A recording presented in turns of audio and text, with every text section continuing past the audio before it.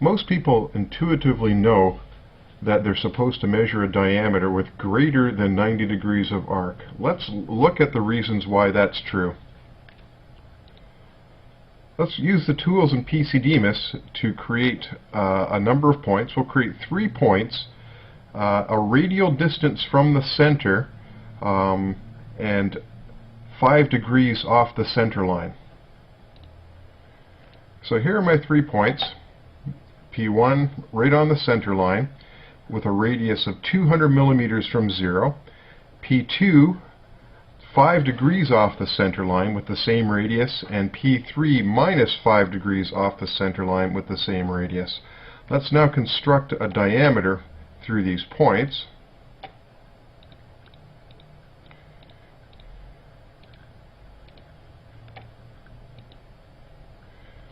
So here's my constructed diameter, and I've dimensioned the location and the size of that diameter. No real surprises here. We can see that the X and the Y center for this diameter is right on the center line and has a size of 400 millimeters, twice the 200 mil radius that we input for our points. Let's do another experiment. Let's just take one of these points and we'll impart a 5 micron error on that single point. Now 5 microns, that's 0.005 of a millimeter, or 0.2 of a thou. I choose that number because that's typically the uncertainty we get on some of our CMMs, is around 0.2 of a thou.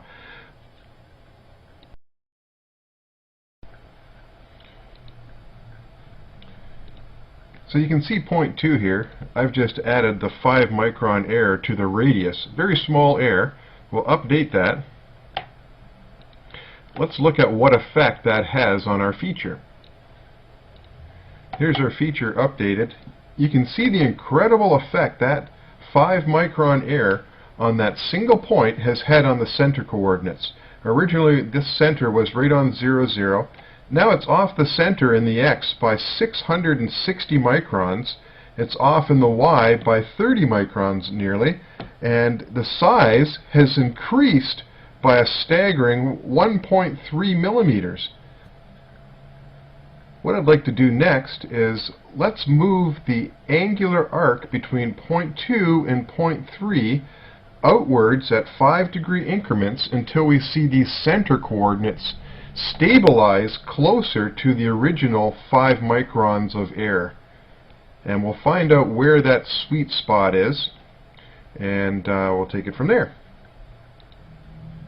So what I've done to make things easier is I've changed the angle between those points from plus or minus 5 degrees, and I've incremented up in 5 degrees. So the next one was plus or minus 10 degrees, plus or minus 15 degrees, and I've output those results into an Excel spreadsheet for examination here. So we can see when we move to plus or minus 10 degrees between the points, the total position error starts to fall. The size error begins to get smaller as well. Now what we're looking for is the spot where we approach the original 5 microns of error. And you'll notice as we go through here, the error does get smaller. There's 30 degrees right there. There's plus or minus 35 degrees, so we're talking 70 degrees total. We're still having 0.5 of error, and it's not until we get to plus or minus 40 degrees or even plus or minus 45 degrees that we start to approach the original 5 microns of error.